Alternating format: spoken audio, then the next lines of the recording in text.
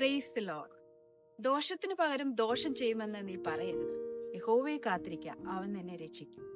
Yes, അതെ ദൈവ പൈതലേ, ദോഷം നമുക്ക് ആരെങ്കിലും ചെയ്തിട്ടുണ്ടെങ്കിൽ, നമ്മളെ വേദനിപ്പിച്ചിട്ടുണ്ടെങ്കിൽ, നമ്മളെ തകർക്കുന്ന അവസ്ഥയിൽ, നമ്മളെ സങ്കടപ്പെടുത്തുന്ന അവസ്ഥയിൽ ആരെങ്കിലും നമ്മളെ ബുദ്ധിമുട്ടിക്കുന്നുണ്ടെങ്കിൽ, അല്ലെങ്കിൽ ബുദ്ധിമുട്ടിച്ചിട്ടുണ്ടെങ്കിൽ, നാം തിരിച്ചെന്തെങ്കിലും പറയുമെന്നോ തിരിച്ചെന്തെങ്കിലും ചെയ്യുമെന്നോ, ഞാൻ അവനെ നിന്നെ അങ്ങനെ ചെയ്യും, ഞാൻ നിന്നെ അങ്ങനെ ചെയ്യും, ഞാൻ അവനെ അങ്ങനെ ചെയ്യും എന്ന് നമ്മൾ പറയാതിരിക്കുക. ഓഫ് കോഴ്സ് നമുക്ക് ഭയങ്കര വേദനയുള്ള സംഭവങ്ങളാണ്. നമ്മളുടെ അടുത്ത സ്നേഹിതർ, നമ്മളെ ജീവന തുല്യം സ്നേഹിച്ചുവെന്ന് നമ്മൾ കരുതിയവർ, നമ്മളുടെ സ്വന്തം ബന്ധുമിത്രാദികൾ, അതിനൊക്കെ ഉപരിയായിട്ട് നമ്മളുടെ പല ബ്ലെസ്സിങ്സും റിസോഴ്സസും കൊടുത്ത് നമ്മളെ സഹായിച്ചവർ, നമ്മളുടെ സഹായങ്ങൾ കയ്യിൽ വെച്ചുകൊണ്ട് നമ്മളെ ഉപദ്രവിക്കുമ്പോൾ അതെത്ര പെയിൻഫുൾ ആണെന്ന് ആ അവസ്ഥയിൽ കൂടി കടന്നുപോയ പലർക്കും ഇപ്പോൾ മനസ്സിലാകുമായിരിക്കും. എങ്കിലും നാം പറയരുത്, ഞാൻ അവന് പ്രതികാരം ചെയ്യുമെന്ന് പറയരുത്. കാരണം വചനം നമ്മളെ അതാണ് പഠിപ്പിക്കുന്നത്.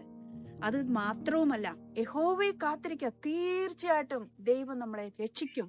ബാറ്റിൽ belongs to God, vengeance is mine, I will repay എന്നാണ് പറയുന്നത്. നമ്മൾ റോമൻസിന്റെ ചാപ്റ്റർ 12-ാം അധ്യായം 19-ാം വാക്യം വായിച്ചു കാണുകയാണെങ്കിൽ, കഴിയുമെങ്കിൽ നിങ്ങളാൽ ആവോളം സകല മനുഷ്യരോടും സമാധാനമായിരിപ്പീൻ. പ്രിയമുള്ളവരെ, നിങ്ങൾ തന്നെ പ്രതികാരം ചെയ്യാതെ ദൈവകോപത്തിന് ഇടം കൊടുപ്പീൻ. പ്രതികാരം എനിക്കുള്ളത്, ഞാൻ പകരം ചെയ്യുന്ന യഹോവ പറയാണ്. Vengeance is mine, I will repay. Definitely വചനം പറയുന്നത് നിങ്ങൾ വിശ്വസിക്കുമെങ്കിൽ അത് നിങ്ങൾ അനുഭവിക്കും. ഞാൻ വിശ്വസിച്ചിട്ടുണ്ട്, ഞാനത് അനുഭവിച്ചിട്ടുണ്ട്. എന്റെ ഞങ്ങളുടെ വലിയ ജീവിത പ്രശ്നങ്ങൾ വന്നുകൊണ്ടിരുന്ന സമയത്ത് തന്നെ ഞങ്ങളുടെ കൂടെ ഉറ്റ സ്നേഹിച്ചവർ, ഞങ്ങളെ വിട്ടുപോയത് മാത്രമല്ല, ഞങ്ങൾക്കുള്ളോടൊപ്പം കൂടെ ഞങ്ങളുടെ പല ബ്ലെസ്സിങ്സും ഉപയോഗിച്ചുകൊണ്ടിരുന്നവർ തന്നെ ഞങ്ങളിൽ നിന്ന് അകന്നു പോയപ്പോൾ ഒരുപാട് വേദനയായിരുന്നു. വേണമെങ്കിൽ പല പ്രതികാരങ്ങളും മാനുഷികമായിട്ട് ചെയ്യാമായിരുന്നു. ഞങ്ങൾ അതിനൊക്കെ മൗനം പാലിച്ചത് മാത്രമേ ഉള്ളൂ. ഇന്ന് ഞങ്ങൾക്ക് മനസ്സിലാവുന്നുണ്ട്, കർത്താവ് ഇടപെടുന്നുണ്ട്. അതിനാൽ പ്രിയ ദൈവത്തിലെ, ഒന്നും നമ്മളുടേതല്ല. നമ്മൾ ആയിരിക്കുന്നത്, നമ്മൾ ശ്വസിക്കുന്നത് എല്ലാം ദൈവത്തിന്റെ കൃപയാണ്. അതിനാൽ just remember, vengeance belongs to God, battle is not yours, I will repay എന്ന് ദൈവം പറയുന്നുണ്ട്. നമ്മൾ ചെയ്യുന്നുവെങ്കിൽ നമ്മൾക്ക് ചെയ്യുവാൻ, നമ്മളുടെ സാഹചര്യങ്ങൾക്ക്, നമ്മളുടെ കഴിവുകൾക്ക് ഒക്കെ ലിമിറ്റ് ഉണ്ട് നമ്മൾക്ക് പ്രതികാരം ചെയ്യുവാൻ. എന്നാൽ യഹോവയൊന്ന് വന്ന് ഇറങ്ങിയാലുണ്ടല്ലോ, ഹല്ലേലൂയ, പ്രൈസ് ഗോഡ്. അതെങ്ങനെയാണ് കർത്താവ് അതിനെ റീപേ ചെയ്യുന്നതെന്ന് നമ്മൾ സ്വപ്നത്തിൽ പോലും കാണുന്നതായിരിക്കത്തില്ല. Praise God. നമുക്കറിയാമല്ലോ, മൊർദെഖായിയുടെ കഴുകുമരം കൊണ്ട് എന്താണ് സംഭവിച്ചത്? മൊർദെഖായിക്ക് ഒന്നും സംഭവിച്ചില്ല. എന്നാൽ കഴുകുമരം ഉണ്ടാക്കിയ ഹാമാൻ എന്ത് സംഭവിച്ചു? ആ കഴുകുമരത്തെക്കാളും അതിലും അപ്പുറമായിട്ട് ദൈവം പ്രവർത്തിച്ചു. അതാണ് ദൈവത്തിന്റെ പ്രവർത്തനം എന്ന് പറയുന്നത്. നമുക്ക് ജോസഫിനെ അറിയാം. ജോസഫിന്റെ സഹോദരന്മാർക്കെതിരായിട്ട് ജോസഫ് ഒരു വാക്കുപോലും മിണ്ടിയില്ല. പൊട്ടക്കിണറ്റിൽ കൊണ്ടിട്ടപ്പോഴും പൊത്തിഫേറിന്റെ ആ ഭവനത്തിലെ അനുഭവങ്ങൾക്ക് ഒക്കെ വിപരീതമായിട്ട് ജോസഫ് ഒന്നും ചെയ്തില്ല, ഒരു ചെറുവിരൽ പോലും അനക്കിയില്ല. എന്നാൽ യഹോവയുടെ സർവശക്തിയും അവിടെ പ്രവർത്തിച്ചു. ഒരു പക്ഷേ നമ്മളുടെ പെട്ടെന്നുള്ള ആ ആവേശത്തില്, പെട്ടെന്നുള്ള ദേഷ്യത്തില് നമ്മളെപ്പറ്റി അപവാദം പറയുമ്പോൾ, നമ്മൾക്കെതിരായിട്ട് നമ്മൾ ചിന്തിക്കാത്തതോ നമ്മൾ പ്രവർത്തിക്കാത്തതോ ആയ അസത്യങ്ങൾ പറഞ്ഞു പരത്തുമ്പോൾ എത്രയോ വേദനയാണ്. പെട്ടെന്ന് നമ്മൾ പ്രകോപിച്ചെന്നിരിക്കാം, കോപം കൊണ്ട് നമ്മൾ ജ്വലിച്ചെന്നിരിക്കാം.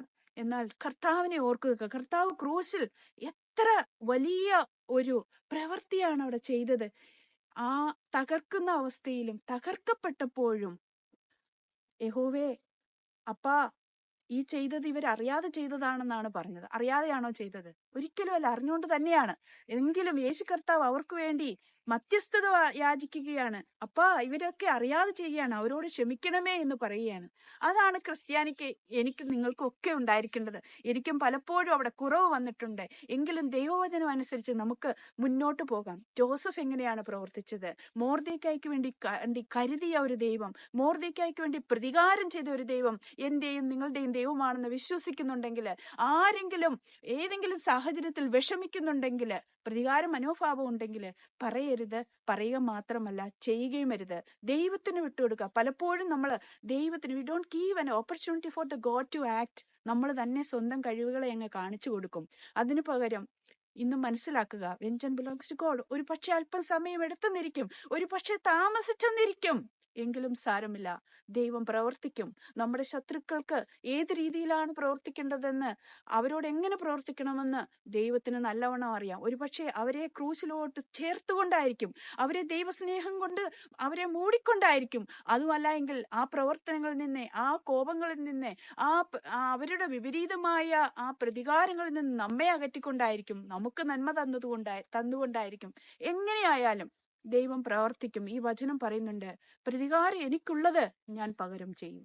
അതിനാൽ ഞാൻ ഇന്ന് നിങ്ങളെ എല്ലാവരും അഡ്വൈസ് ചെയ്യുന്നത്, ഏതെങ്കിലും വിധമായ ബുദ്ധിമുട്ടുകൾ കൂടി, അന്യവരുടെ ബുദ്ധിമുട്ടുകൾ കൂടി, അല്ലെങ്കിൽ സ്വന്തം സഹോദരങ്ങളുടെ, അല്ലെങ്കിൽ സ്വന്തം ചർച്ചക്കാരുടെ, സ്വന്തം ചാർച്ചക്കാരുടെ ഒക്കെ അടുത്ത് നിന്നുള്ള വാക്കുകളോ പെരുമാറ്റങ്ങളിൽ നിന്നോ ഒക്കെ ബുദ്ധിമുട്ടുകൾ ഉണ്ടായാലും നിങ്ങൾ വിഷമിക്കരുത്. Vengeance belongs to God.